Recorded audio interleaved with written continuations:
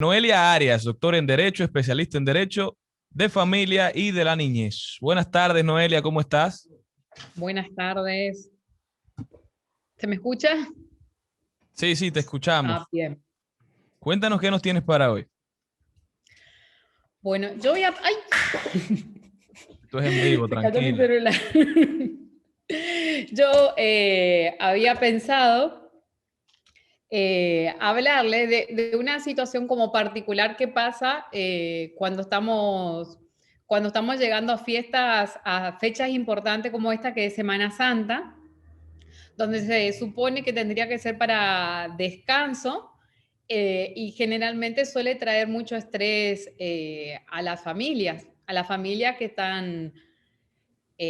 están separadas, digamos, mamá y papá que están separados suele ser un problema. Después está el otro problema como yo, que tengo que quedarme con mi hijo todos los años, pero es un problema. Generalmente no, cuando las familias recién se separan no saben cómo a quién le tocan, generalmente se quedan los chicos con la mamá y suponen la mamá quizás que pueden decidir si se quedan o no, o comparten con el papá, si tienen tiempo, sí, el tiempo que van a pasar con el papá. Y lo que yo quería como hablarles como importante hoy es que lo más importante es que acuerden mamá y papá, familia, con quién se va a quedar Semana Santa y qué días incluiría esto, ¿sí? Generalmente eso es un poco difícil que lo hagan como solos porque siempre los hijos son como por ahí rehenes de la situación, de todas las cosas que pasaron antes, quizá hay una infidelidad, los problemas hubieron durante la relación de pareja, entonces después es difícil que acuerden solos en este tipo de cosas. Entonces, lo mejor es que pueden hacer acuerdos previamente, con anticipación, con ayuda quizás de un abogado de familia, un psicólogo. Y lo más importante es que el niño, o sea, y esto lo pensé porque justo la semana pasada tuvimos una consulta, una mamá decía, hicimos un acuerdo cuando el niño tenía 2 años y me comprometí a que él iba a pasar Semana Santa con el papá, pero el niño no quiere ir a dormir con el papá, se me agarra de las piernas. Entonces, ¿qué corresponde? Corresponde hacer cumplir el acuerdo para que se cumpla esa palabra sin considerar qué es lo que le está pasando a ese niño. Entonces, esto nosotros nos vamos dando cuenta ya previamente. Entonces, lo más recomendable es que vayamos trabajando, porque si el niño no quiere ir a dormir con el papá, están pasando cosas. Entonces, hay que ver qué tan grave es eso, quizás trabajándolo, que fue lo que nosotros le recomendamos, trabajándolo en terapia, lo podríamos ir viendo y tratando eso. Pero siempre recordemos que los hijos son de mamá y papá, entonces hay que tratar de llegar a acuerdos, ¿sí? Entonces, independientemente si hagamos un acuerdo verbal, que siempre trato de dejar en claro que legalmente no tiene ningún valor, si lo hacemos con un notario, si lo dicta el juez, hay que tener en consideración el niño, y no digo la edad.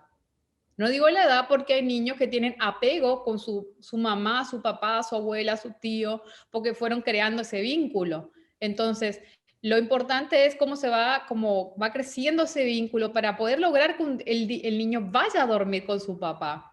No pasar todo el tiempo con su mamá y de golpe un día lo depositamos con papá. Porque un niño, recordemos que no es un bien, no es como un auto que va de un lado a otro. Es una persona, hay que tener consideración su voluntad, su voluntad no como un capricho, sino como tratar de que eso sea un beneficio para ese niño.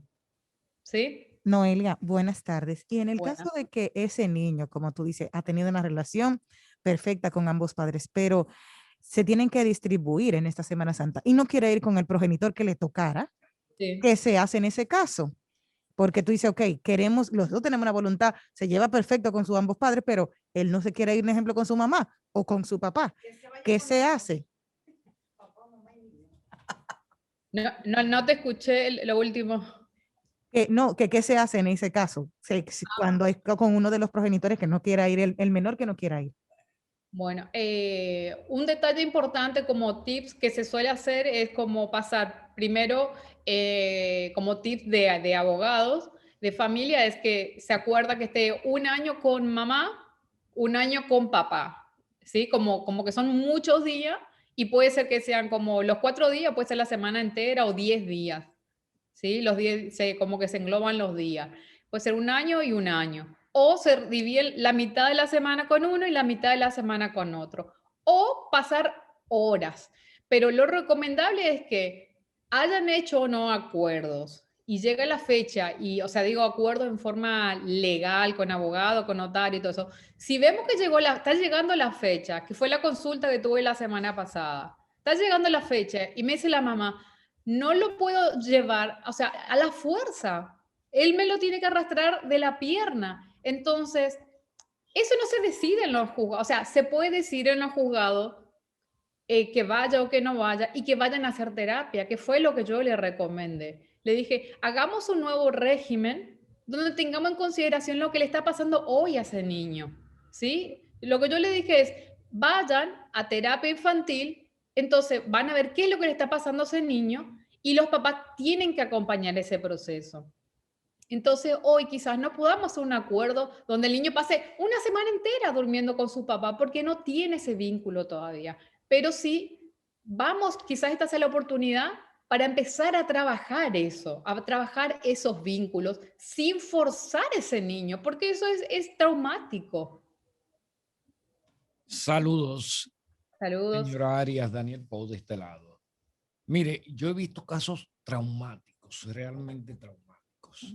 Yo tengo una amiga que tiene un hijo producto de una relación que no fue matrimonio, fue una unión consensuada y bueno, el niño de ella, cuando estaba chico, pues se iba con el padre y mostraba cierta satisfacción. Luego el padre se fue, pasaron años y ahora él es un preadolescente.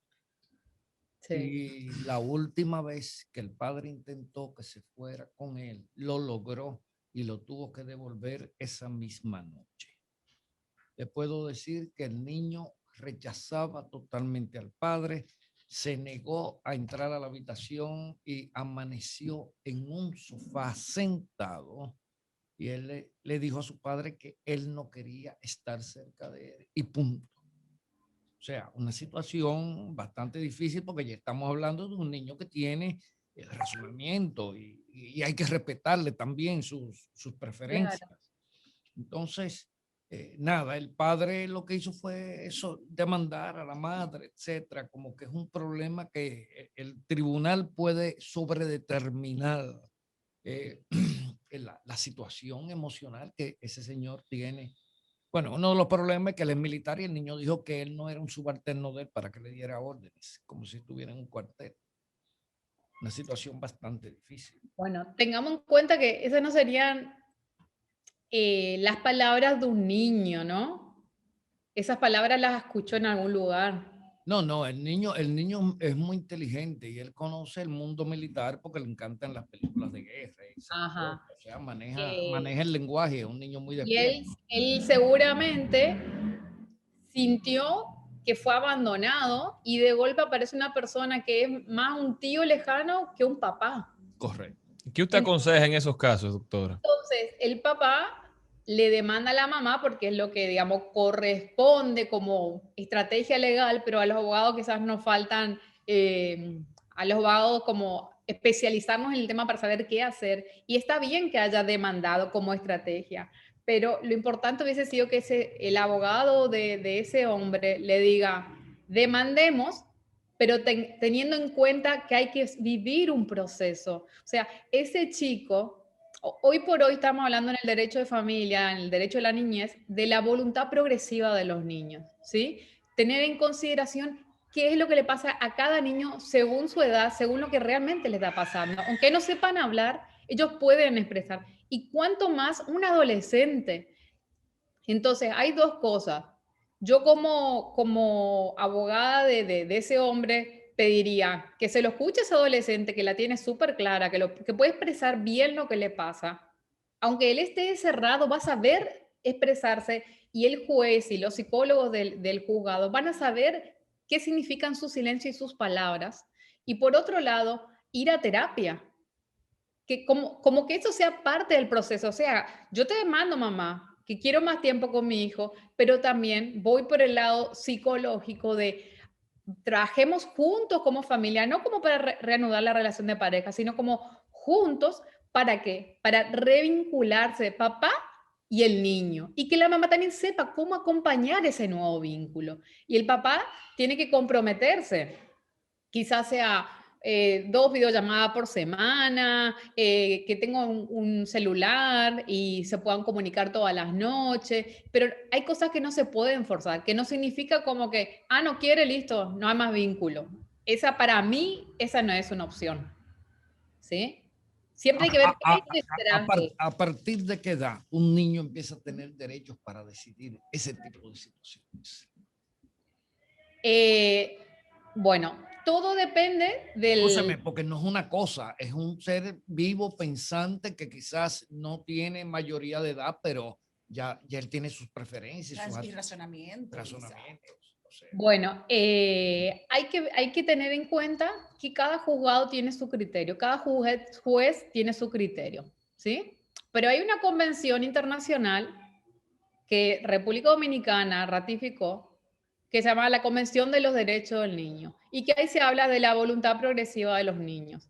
Entonces, un bebé que no sabe hablar, ¿sí? Mi hijo tiene 2 años, inventa palabras más de las que realmente dice, te puede transmitir cómo se siente con una persona.